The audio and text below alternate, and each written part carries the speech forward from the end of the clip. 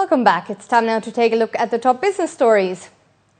UAE to see 3.2% growth this year, according to UN report. Akil pays 5 billion dirhams to trade creditors. And Greece emergency loan delayed.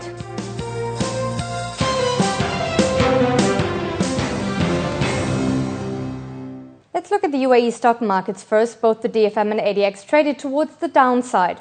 The DFM lost 1.7% to close at 1,572 points. Arab Tech Holding fell 1.5%. DIA Development dropped 1.3%. Dubai Islamic Bank 1.4%, and the DFM even 4.6%. Only few shares traded towards the upside. Dubai Investments, for instance, its shares rose 0.6%, or DU, which was up 0.3%. 102 million shares were traded, valued at 130 million dirhams. And over in the capital, the ADX dropped 0.7% to close at 2,757 points, with the real estate sector falling the most. Alder Properties lost 2.1%, Suru Real Estate 1.5%, and RAK Properties 2.7%. Abu Dhabi Commercial Bank was down also 2.7%, and Union National Bank fell 2.6%. Only one share gained on the ADX Insurance House. Its shares surged 23.5%. 58 million shares were traded, valued at 133 million dirhams. And let's now look at the GCC equity markets. The country's main benchmarks ended mainly lower today.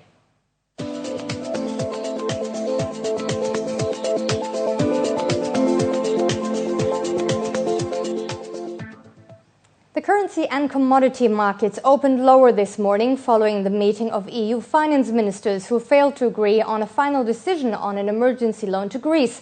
To talk us through the outcome and its prospects for the euro, we're now joined by Gaurav Kashyap, head of DGCX Trading at Apari Middle East DMCC. Welcome, Gaurav. Thanks, Linda. Good to see you again. So tell us, what did that do to the euro that the EU finance ministers failed to agree on a bailout package? Well, basically, Linda, following the lack of closure to this past weekend's meetings, we saw the euro lose about a little more than 0.5% in trading overnight. It dropped to an intraday low of about 141.90 levels before stabilizing above 142 levels. But basically what we've seen is risk appetite extremely guarded. We've seen it crimping lower, and this is for the very fact that the markets could not get any closure from this recently concluded meeting. What we do know from the meeting is that Greece is being pressured and pushed towards additional austerity measures to reduce their fiscal deficit.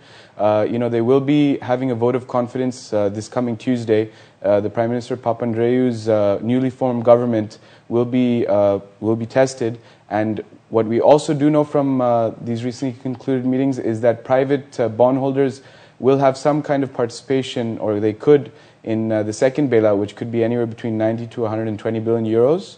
This will be voluntary, and this is strictly opposite to what the German finance minister was saying last week, how they were pressing private bondholders to have a binding participation in this.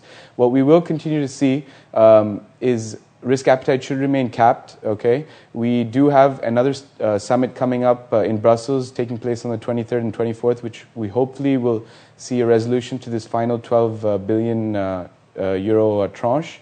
In the meantime, probably we'll see the euro getting support around 141.60 levels, which represents the 100-day moving average. Below this, we see support coming at 140.15. So let's turn our attention towards oil. West Texas Intermediate last week lost 6%. Absolutely. Why was that, and what are the prospects for oil this week? Well, last week's trading session was really an extension of Saudi's announcement from 2 weeks ago. That really triggered the bearish move in the West Texas Intermediary contract. We had a plethora of poorer growth numbers emerging from the U.S., starting with poor retail sales. The Empire Manufacturing Index also dropped. The Philly Fed Index dropped, and we capped this all off with a really poor University of Michigan consumer confidence reading. So the bad news keeps piling up on the growth side from the U.S., and that's why we see the FOMC decision on Wednesday to be a very key factor. Fed Chairman Bernd Bernanke is in a very sticky situation. We're seeing price growth increase in the U.S., but this is also coupled with poor growth in the U.S. So, his comments following the rate decision, which should remain unchanged, should create some fireworks. And we do believe that the crude will continue trading on the weakness or the strength of the dollar. We expect to see probably a support coming around 88.50 levels in the crude, with resistance at about 93 levels. Thanks for coming in today. Thanks for your insights. Thanks. Gaurav Kashyap. Okay. The UAE economy is forecast to grow 3.2% this year off the back of strong oil prices and a rise in public spending. That's according to the United Nations. While the economy is gaining momentum, inflation in the Emirates will remain low at around 2% this year, according to the UN report. In terms of the 6 GCC countries as a whole, the UN forecasts the average GDP to rise more than 5% through domestic demand and a rise in private and government spending. And also higher crude prices and oil production will increase the region's current account surplus, mainly in the UAE and Kuwait. Property developer Nakheel paid 5 billion dirhams to its trade creditors, according to a company statement. Earlier this month, Nakheel said it had secured over 98% approval for its restructuring plan. This shows significant progress in the company's recapitalization, it said in the statement, after initial payments of 4.6 billion dirhams were already made back in March. Under the restructuring proposal, trade creditors will receive 40% in cash and 60% in the form of a $1.6 billion Islamic bond, expected to be issued by the end of the first half of this year. And in our fast financial news, Dubai's automobile imports rose by 33% last year, according to the Dubai Chamber of Commerce and Industry, to a total of 20 billion dirhams. Meanwhile, re-exports rose by 11% to 9 billion dirhams. In the past 6 years, car imports were valued at 124 billion dirhams and re-exports amounted to 14 billion. Dubai's financial hub, DIFC, has signed a memorandum of understanding with Chinese firm Chengdu Financial City Investment. The MOU aims to help encourage investment between the Chinese region of Sichuan and Dubai. According to officials, the deal strengthens the commitment of both parties in promoting their regions as international business hubs. 65% of MENA region executives surveyed by Ernst & Young expect a rise in clean tech investments over the next 5 years. According to the respondents of the survey, the MENA region ranks as one of the most attractive regions for clean tech investment, after China and Europe, and there is a high degree of optimism about the growing role of the clean tech industry.